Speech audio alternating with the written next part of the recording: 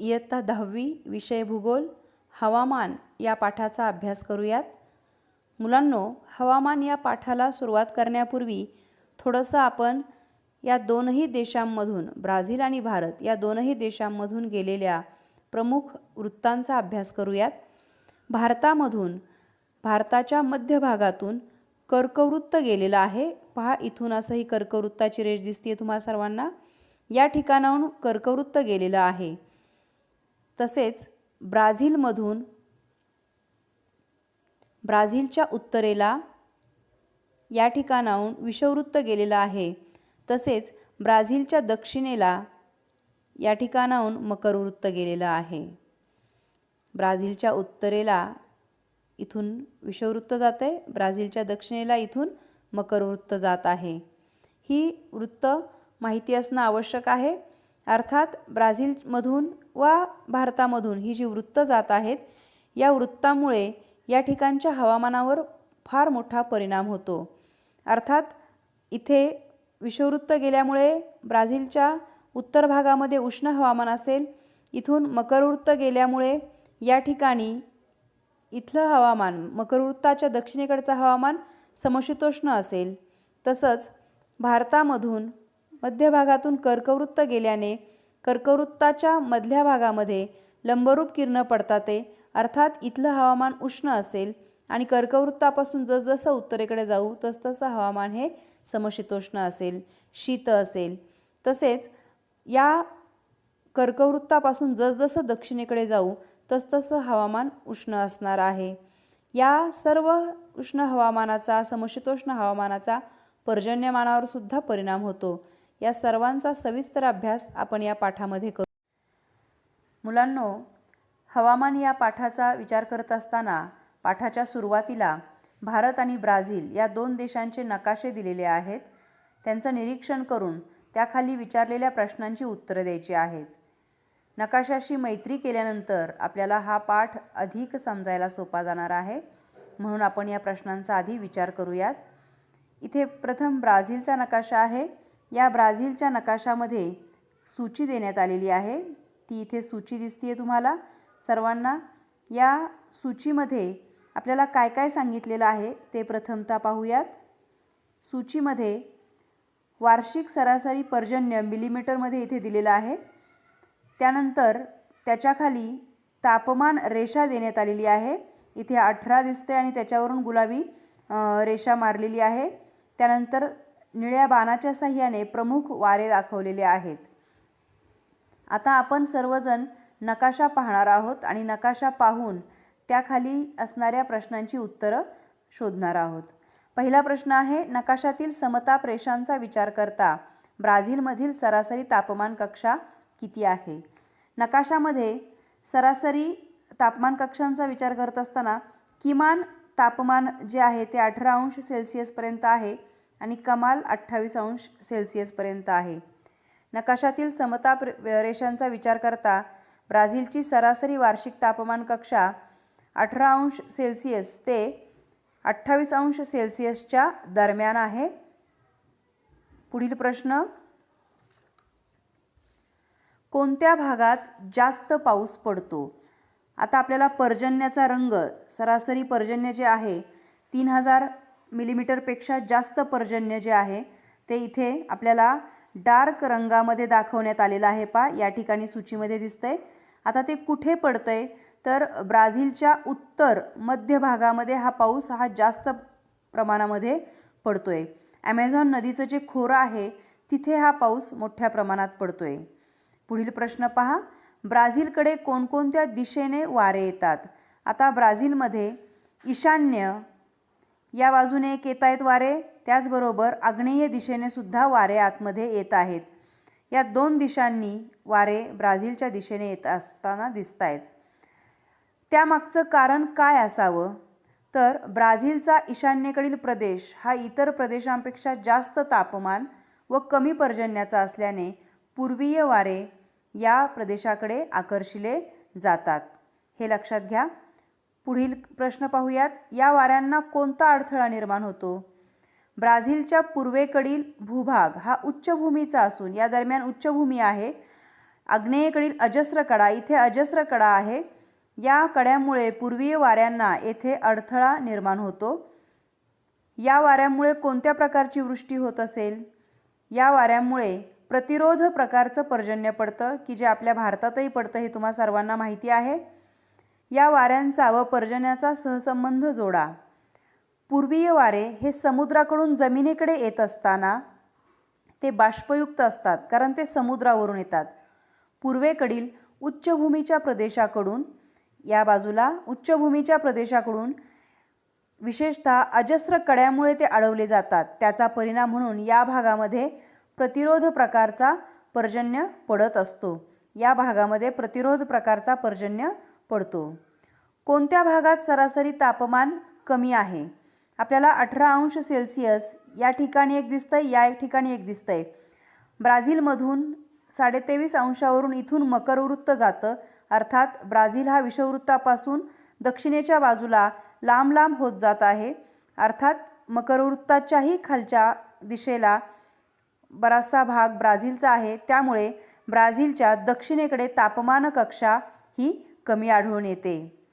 ब्राझीलमधील पर्जन्य छायेचा प्रदेश ओळखा आणि तेथील हवामान स्थिती सांगा.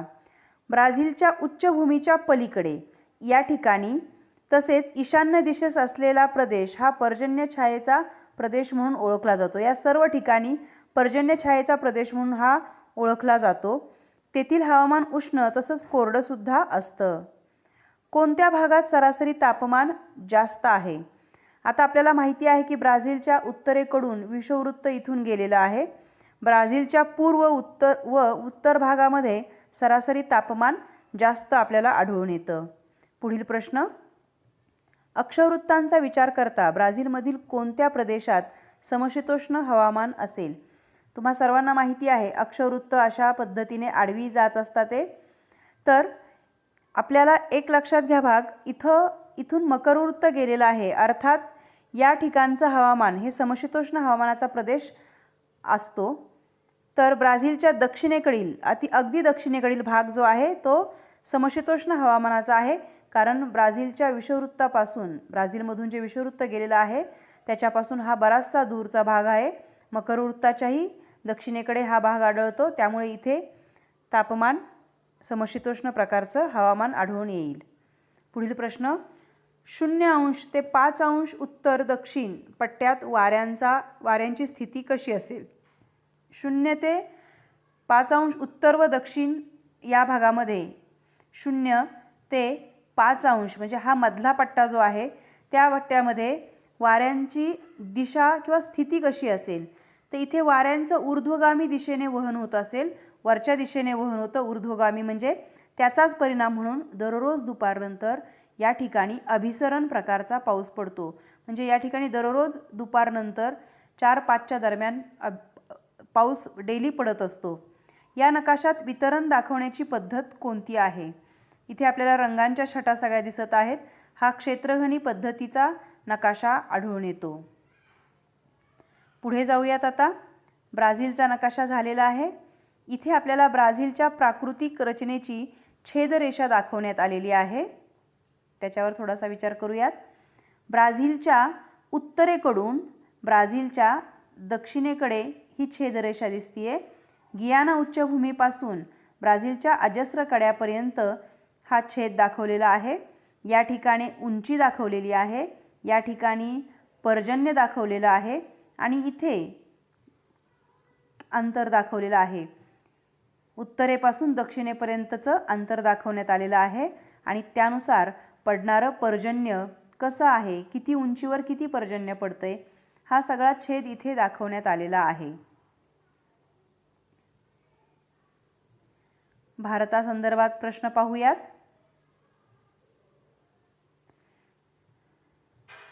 इथे आपल्याला सूची दिसतीये. या ठिकाणी रंग आपल्याला जे दिसत आहेत, निळ्या रंगांच्या छटा दाखवण्यात आलेल्या आहेत. त्या छटा आपल्याला पर्जन्य दाखवत आहेत. गुलाबी रंगाची रेष दाखवलेली आहे, तापमान दाखवत आहेत आणि निळी आडवी रेष जी आहे ती आपल्याला वाऱ्यांची दिशा दाखवत आहे. आपण पुढे जाऊयात थोडंसं. प्रश्न पहिला, 4000 मिलीमीटरपेक्षा अधिक पर्जन्यमान असणारे प्रदेश कोणते आहेत हा प्रश्न विचारलेला आहे. आता आपल्याला अगदी डार्क रंग कुठे दिसतोय, तर आपल्याला या भागामध्ये डार्क रंग दिसतोय. तसेच ईशान्येकडे इथे या भागात सुद्धा आपल्याला डार्क रंग दिसतोय. तर भारतातील चेरापुंजी व मौसिनराम आणि अतिपूर्वेकडील आसाम व अरुणाचल प्रदेशांचा काही भाग हा 4000 मिलीमीटरपेक्षा जास्त पर्जन्यमान असणारा आहे. इथे मला नैऋत्य म्हणायचं होतं, चुकून ईशान्य झालं. तर इथे जास्त पर्जन्य पडत आहे, पण सर्वात जास्त पर्जन्य भारताच्या पूर्व दिशेला पडतं. चेरापुंजी मौसिनराम हे जगातील सर्वात जास्त पर्जन्य पडणारं ठिकाण इथे भारताच्या पूर्वेला आहे. पुढे कमाल आणि किमान तापमानाचे प्रदेश कोणते आहेत. आता पहा, भारताच्या उत्तरेस व ईशान्येकडील काही प्रदेश तसेच दक्षिणेकडील अनामलाई पर्वतरांगांच्या प्रदेशात किमान तापमान असून पूर्व किनारपट्टीजवळील काही प्रदेशात तसेच वायव्य भागात कमाल तापमान दिसून येतं. इथे वायव्य भागात सुद्धा कमाल तापमान दिसतंय. तापमान रेषा आपल्याला सांगतायत पहा सगळ्या. किमान तापमान सुद्धा तुम्हाला दिसतंय. तर या ठिकाणी अशा पद्धतीने तापमान कक्षा दिसतायत. तापमान कोणत्या दिशेकडे वाढत जाते, अर्थात भारताच्या मध्यातून इथून कर्कवृत्त गेलेलं आहे. या पद्धतीने असं कर्कवृत्त गेलेलं आहे. विषुववृत्तापासून भारत उत्तरेकडे आहे. अर्थात जसजसं आपण कर्कवृत्तापासून दक्षिणेकडे जाऊ तसतसं तापमान वाढत जाणार आहे. त्यामुळे भारताच्या दक्षिण दिशेकडे तापमान वाढत जाते. वाऱ्याची दिशा सांगा आणि या वाऱ्याचे नाव सांगा. भारतामध्ये वाऱ्यांची दिशा ही नैऋत्येकडून ईशान्येकडे असून या वाऱ्यांना नैऋत्य मोसमी वारं असं म्हणतात. या पद्धतीने हे वारं जातं. नैऋत्येकडून ईशान्येकडे वारं जात असतं. भारतातील पर्जन्यासाठी कोणते वारे कारणीभूत ठरते, अर्थात नैऋत्य मोसमी वारे की जे अरबी समुद्रावरून तयार होऊन ईशान्य दिशेला जात असते. राजस्थानच्या काही भागात वाळवंट आढळते, याचे कारण काय असेल. राजस्थान भागात वारे हे जमिनीकडून समुद्राकडे वाहत असतात. अर्थात या राजस्थानचा भाग या ठिकाणी येतो. अर्थात या वाऱ्यांमध्ये बाष्पाचं प्रमाण अतिशय कमी असतं. त्यांना वाहताना कोणत्याही प्रकारचा अडथळा येत नाही. त्याचाच परिणाम म्हणून राजस्थानमध्ये कमी पाऊस पडतो. त्यामुळेच तेथील काही भागात वाळवंट मोठ्या प्रमाणात आढळून येतं. देशाच्या उत्तर भागात हवामान कोणत्या प्रकारचं असेल, अर्थात इथे हिमालय पर्वताच्या रांगा आहेत, हे सर्वांना माहिती आहे. आणि कर्कवृत्तापासून उत्तरेकडे तापमान कमी कमी होत जातं. त्यामुळे या भागातील हवामान समशीतोष्ण व शीत प्रकारात मोडते. पुढील प्रश्न, भारतातून जाणारे व हवामानावर परिणाम करणारे अक्षवृत्त काढा. आपण हे सुरुवातीलाही काढलं होतं. हे भारताच्या मध्यातून जातं कर्कवृत्त. हे भारताच्या मध्यातून जाणारं आणि हवामानावर परिणाम करणारं अक्षवृत्त म्हणजे कर्कवृत्त आहे आणि ते भारताच्या मध्यातून जात असतं. पुढे जाऊयात आपण. आता तुम्हाला इथे मॅनॉस, बेलेम, पोर्तो अलेग्रे आणि रिओ दी जानेरिओ या शहरांचे वार्षिक सरासरी तापमान व पर्जन्यमानाचा आलेख दिसतोय. त्याचा आपण जरा सविस्तर अभ्यास करूयात. ब्राझीलमधील 4 शहरांचा वार्षिक सरासरी तापमान व पर्जन्यमानाचा आलेख इथे दाखवण्यात आला आहे. इथे आपल्याला कमाल तापमान आणि किमान तापमान दाखवलेलं आहे. कमाल तापमान आहे ते लाल रंगांच्या साह्याने दाखवलेलं आहे. किमान तापमान निळ्या रंगाच्या रेषेच्या साह्याने दाखवण्यात आलेलं आहे. त्यानंतर आलेखाच्या डाव्या बाजूला तापमान अंश सेल्सिअसमध्ये दाखवलेलं आहे. त्यानंतर आलेखाच्या उजव्या दिशेला पर्जन्यमान दाखवण्यात आलेलं आहे. हे प्रत्येक शहराच्या बाबतीत त्याच पद्धतीने आहे. आता आपण पहिला प्रश्न पाहूयात. या ठिकाणी खाली महिने दिलेले आहेत पहा. पहिला प्रश्न पाहूयात. 4ही शहरातील तापमान कोणत्या महिन्यात सर्वात जास्त आहे. आता पहिलं मॅनॉस शहर घेऊयात आपण. इथे या शहरामध्ये आलेख पाहता लक्षात येईल ऑगस्ट, सप्टेंबर व ऑक्टोबर या ठिकाणचं तापमान आपल्याला जास्त दिसतंय. त्यानंतर बेलेम या ठिकाणचं पाहूयात. इथे जून ते डिसेंबरमध्ये तापमान जास्त दिसतंय. पोर्तो अलेग्रेमध्ये पाहूयात, इथे जानेवारी व फेब्रुवारीमध्ये तापमान जास्त दिसतंय. रिओ दी जानेरिओमध्ये फेब्रुवारी महिन्यामध्ये आपल्याला तापमान जास्त दिसेल. आता दिलेल्या शहरात पाऊस कोणत्या महिन्यात जास्त पडतोय हे आपल्याला पाहायचं आहे. मॅनास व बेलम या 2 शहरात मार्च या महिन्यामध्ये पाऊस जास्त पडतो, तर पोर्तो अलेग्रेमध्ये ऑगस्ट व सप्टेंबरमध्ये पाऊस जास्त पडताना दिसतोय. तर रिओ दी जानेरिओ या शहरात डिसेंबर ते मार्च या काळामध्ये पाऊस जास्त पडताना दिसतोय. ब्राझीलमधील पर्जन्य ऋतूचा कालावधी कोणता आहे? ब्राझीलमध्ये वर्षभर पाऊस पडत असल्याचं आपल्याला इथे दिसतंय. हवामान अक्षवृत्तीय विस्तार मोठ्या प्रमाणात आहे या देशामध्ये, अर्थात त्याचा हा परिणाम दिसतोय आपल्याला. कोणत्या शहराची तापमान कक्षा सर्वाधिक आहे व ती किती आहे? आपल्याला इथे बेलेम शहराची तापमान कक्षा सर्वाधिक असून ती 9.5 अंश सेल्सिअस असल्याचं दिसतंय. रिओ दी जानेरिओमध्ये सर्वसाधारणपणे कोणत्या प्रकारचे हवामान असेल? इथे सौम्य व आर्द्र प्रकारचे हवामान आपल्याला दिसतंय तुलनात्मक या 3 शहरांच्या. मुलांनो, ब्राझील हवामान पाहूयात. ब्राझीलचा अक्षवृत्तीय विस्तार हा जास्त आहे हे आपल्याला इथं दिसतंय. त्यामुळे ब्राझीलमध्ये हवामानात विविधता आढळते. जसं विषुववृत्ताजवळ, म्हणजे इथून जे विषुववृत्त गेलेलं आहे या ठिकाणाहून विषुववृत्ताजवळ उष्ण, तर इथे मकरवृत्ताजवळ दक्षिणेच्या बाजूला समशीतोष्ण हवामान आढळते. या ठिकाणी उष्ण हवामान आढळते, तर या ठिकाणी समशीतोष्ण हवामान आपल्याला आढळून येते. आग्नेय तसेच ईशान्य दिशेकडून येणाऱ्या पूर्वीय वाऱ्यांपासून या देशात पाऊस पडतो. आग्नेयेकडून येणारे पूर्वीय वारे आणि ईशान्य दिशेकडून येणारे पूर्वीय वारे यामुळे या देशामध्ये पाऊस पडतो. ब्राझील उच्चभूमीचा काही भाग उत्तरेकडील किनाऱ्यापर्यंत पसरलेला आहे. हा जो आहे हा वर उत्तरेकडच्या किनाऱ्यापर्यंत पसरलेला आहे आणि समुद्रावरून येणाऱ्या वाऱ्यांना अजस्र कडा या ठिकाणी आहे पहा, अजस्र कड्यापासून अडथळा निर्माण होतो. या समुद्रावरून या बाजूने वारे यायला लागतात, त्यावेळी या कड्यामुळे अडथळा निर्माण होतो. त्यामुळे किनारी भागामध्ये या ठिकाणी अडथळा झाल्यानंतर या किनारी भागामध्ये प्रतिरोध प्रकारचा पाऊस पडतो. उच्चभूमीच्या पलीकडे, म्हणजे या ब्राझील उच्चभूमीच्या पलीकडे जेव्हा वारं जातं, या ठिकाणी वारं आल्यानंतर वाऱ्यांचा प्रभाव कमी होतो. त्यामुळे येथे अतिशय अल्प प्रमाणात पाऊस पडतो. ब्राझीलमधील हा प्रदेश पर्जन्य छायेचा प्रदेश म्हणूनही ओळखला जातो. तसंच हा प्रदेश ईशान्य दिशेस आढळतो. या शुष्क प्रदेशास अवर्षण चतुष्कोन असंही म्हटलं जातं. या ठिकाणच्या भागाला अवर्षण चतुष्कोन असंही म्हटलं जातं. पुढे पाहूयात. तापमानाच्या संदर्भात ब्राझीलचा उत्तरेकडील प्रदेश उष्ण आहे. आपण इथून विषुववृत्त गेल्याचं पाहिलेलं आहे.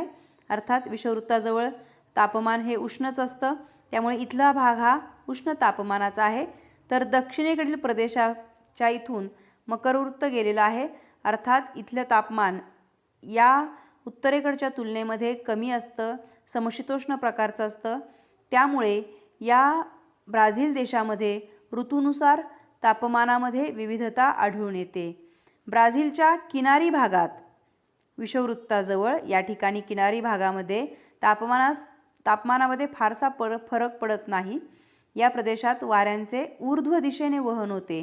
तसेच व्यापारी वाऱ्यांचा एकत्रीकरणाचा पट्टा या भागात क्षीण झाल्यामुळे, त्याचा प्रभाव कमी झाल्यामुळे आवर्त निर्माण होत नाहीत आणि म्हणून ब्राझीलच्या किनारी भागात वादळं फारच क्वचित होत असतात. या देशाचा बहुतांश भाग हा उष्ण कटिबंधात येतो. इथून विषुववृत्त गेलेला आहे, इथं भागामध्ये उष्णकटिबंधी आपल्याला आढळून येतो.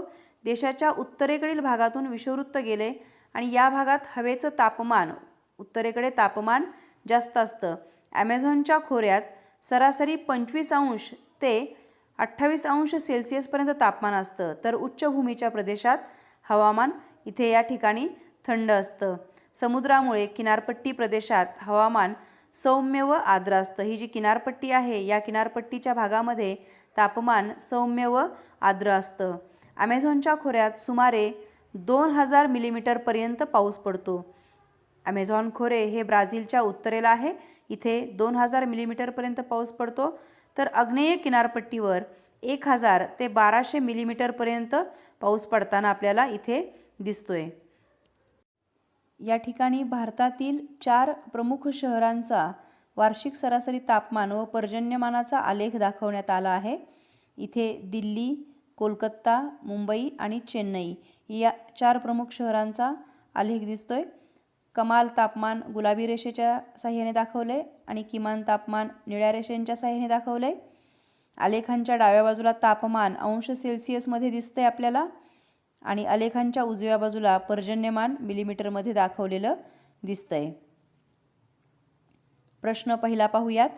चेन्नई व उर्वरित ठिकाणांच्या पर्जन्याच्या काळामध्ये तुम्हाला कोणता फरक आढळतो आणि का? चेन्नई आपल्याला इथे दिसतंय पहा, या ठिकाणी चेन्नई आहे. चेन्नईमध्ये इतर ठिकाणांच्या तुलनेत जून ते ऑगस्टमध्ये कमी पर्जन्य आणि सप्टेंबर, ऑक्टोबर, नोव्हेंबर व डिसेंबर या महिन्यामध्ये पर्जन्यवृष्टी जास्त होताना दिसतीये. उर्वरित ठिकाणांचा विचार करता सर्वाधिक पर्जन्याचा कालावधी जून ते सप्टेंबर हा दिसतोय.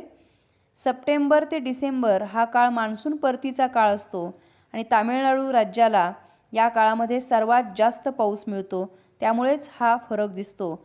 ईशान्य मोसमी वाऱ्यांपासून तामिळनाडूमध्ये हा पाऊस पडत असतो आणि त्यामुळे याचा फायदा या ठिकाणी होत असतो. दिल्ली व कोलकाता यांच्या तापमान वक्रात कोणते साम्य आढळते? दिल्ली आणि कोलकाता या ठिकाणच्या तापमान वक्रात कुठलं साम्य आढळते? तर दिल्ली व कोलकाता या दोन्ही शहरांचे तापमान जानेवारी ते मे या महिन्यांदरम्यान वाढताना दिसून येते आपल्याला आणि जून महिन्यापासून दोन्ही शहरांच्या तापमानामध्ये घट झालेली दिसून येते. ही घट डिसेंबरपर्यंत कायम असल्याचंही दिसतंय. पुढील प्रश्न. 4ही शहरांची सरासरी कमाल व किमान तापमान कक्षा काढा. 4ही शहरांचा विचार करता दिल्ली 13 अंश सेल्सिअस, त्यानंतर हे तापमान कक्षा बघतोय आपण.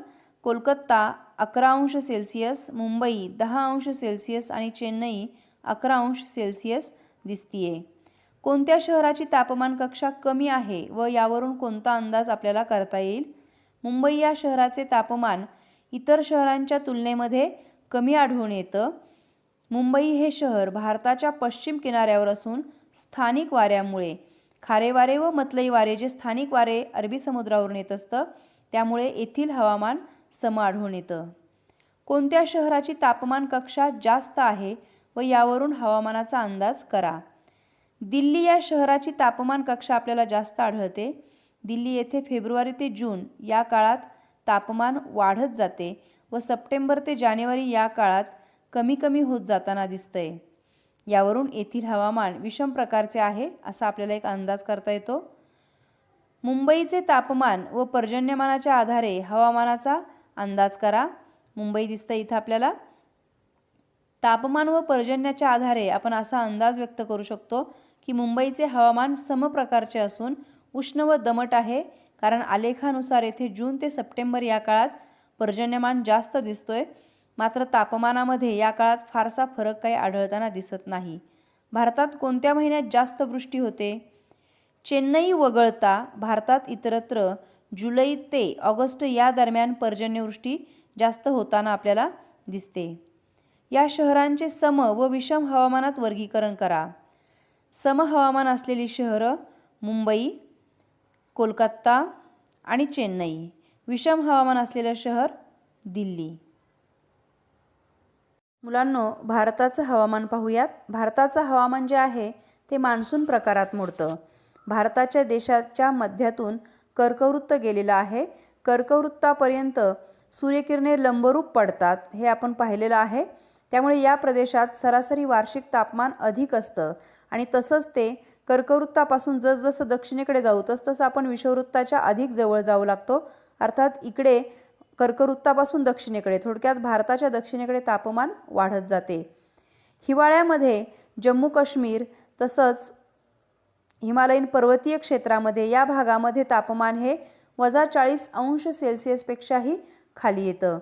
भारतीय हवामानातील वैविध्य प्रामुख्याने अक्षवृत्तीय स्थान व समुद्रसपाटीपासूनची उंची यामुळे निर्माण झालेला आहे. भारताच्या दक्षिणेला असणारा हिंदी महासागर तसेच भारताच्या उत्तरेला असणारा हिमालयीन पर्वत या ठिकाणी आहे. हा पर्वत या सर्वांचा भारतीय हवामान व मान्सून निर्मितीवर फार मोठा परिणाम होतो, फार मोठा प्रभाव पडत असतो.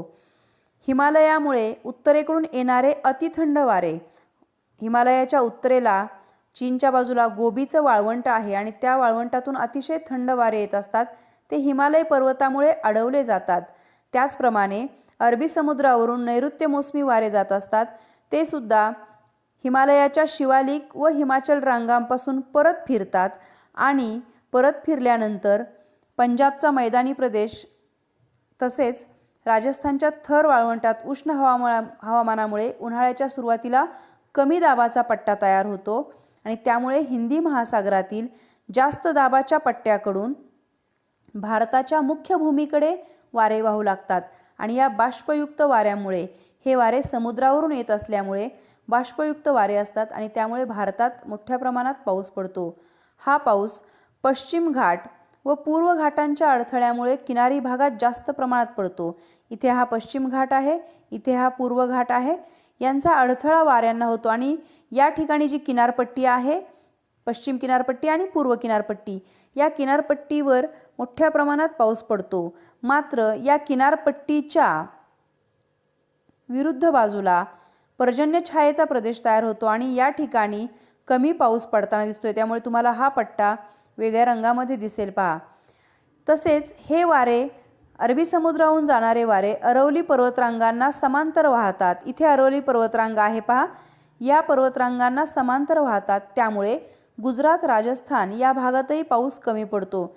या भागात पाऊस आपल्याला इथून वारे असे जात आहेत, अरवली पर्वतरांग इथे आहे आणि त्यामुळे गुजरात, राजस्थान या भागातही पाऊस कमी पडतो. हे वारे पुढे हिमालयाकडे जाऊ लागतात आणि त्यांची बाष्पधारण शक्ती वाढते. हिमालयाच्या नैसर्गिक तटबंदीमुळे पुन्हा प्रतिरोध प्रकारचा पाऊस पडतो आणि हिमालयाच्या रांगांपासून हे वारे परत फिरतात आणि त्यांचा परतीचा प्रवास सुरू होतो आणि हा ईशान्येकडून हे वारे हिंदी महासागराकडे परतताना द्वीपकल्पाच्या काही भागात पुन्हा पर्जन्य आणतात. हा मान्सून परतीचा काळ असतो. भारताचे एकूणच हवामान वर्षभर उष्ण असते. कर्कवृत्त हे भारताच्या मध्यातून गेलेले असल्याने भारताला उष्णकटिबंधीय प्रदेशात गणले जाते. इथे अनियमित पाऊस, दुष्काळ, चक्रीवादळे, पूर इत्यादी नैसर्गिक आपत्तींचा सामना या देशाला बऱ्याचदा करावा लागतो. भारतीय हवामानशास्त्र विभागाने भारतात 4 ऋतू मानलेले आहेत: उन्हाळा, पावसाळा, मान्सून परतीचा हिवाळा इत्यादी. मुलांनो, तुम्हाला एक पुढे प्रश्न विचारलेला आहे. चेरापुंजी आणि मौसिनराम येथे 11,000 मिलीमीटरपेक्षा जास्त पाऊस पडतो, परंतु अगदी जवळच असलेल्या शिलाँग येथे फक्त 1,000 मिलीमीटर पाऊस पडतो, असे का? शोधा पाहू म्हणून 31 पानावर हा प्रश्न आहे. हा अतिशय महत्त्वाचा प्रश्न आहे. तो प्रश्न समजून घेऊयात आपण. चेरापुंजी आणि मौसिनराम या ठिकाणी आपल्याला मेघालय या ठिकाणी ही ठिकाणे आढळून येतात. आता पहा, मेघालयातील खासी जिल्ह्यामध्ये ही ठिकाणं आहेत. इथे तुम्हाला खासी जिल्हा दिसेल पहा, या ठिकाणी दिसतोय. आणि खासी टेकड्यांच्या उंचीमुळे येथे प्रतिरोध प्रकारचा पाऊस पडतो आणि मौसिनराम, चेरापुंजी या ठिकाणी आहेत. इथे त्यामुळे प्रतिरोध पाऊस पडतो, प्रचंड प्रमाणात पडतो, परंतु त्या पुढे जाताना वाऱ्यांची बाष्पधारण क्षमता कमी होते. या खासी टेकड्यांच्या पुढे जाताना, पलीकडे जाताना वाऱ्यांची बाष्पधारण क्षमता कमी होते. त्यामुळेच चेरापुंजी आणि मौसिनरामपासून जवळच असलेल्या शिलाँग या ठिकाणी, इथे शिलाँग दिसते तुम्हाला, शिलाँग या ठिकाणी फक्त 1,000 मिलीमीटर पाऊस पडतो आणि इथे मात्र मौसिनराम, चेरापुंजी ही जगातील सर्वात जास्त पाऊस पडणारी ठिकाणं आहेत. पण तिथून काही किलोमीटर अंतरावर असणारं शिलाँग इथे 1,000 मिलीमीटरपर्यंत पाऊस पडताना दिसतो.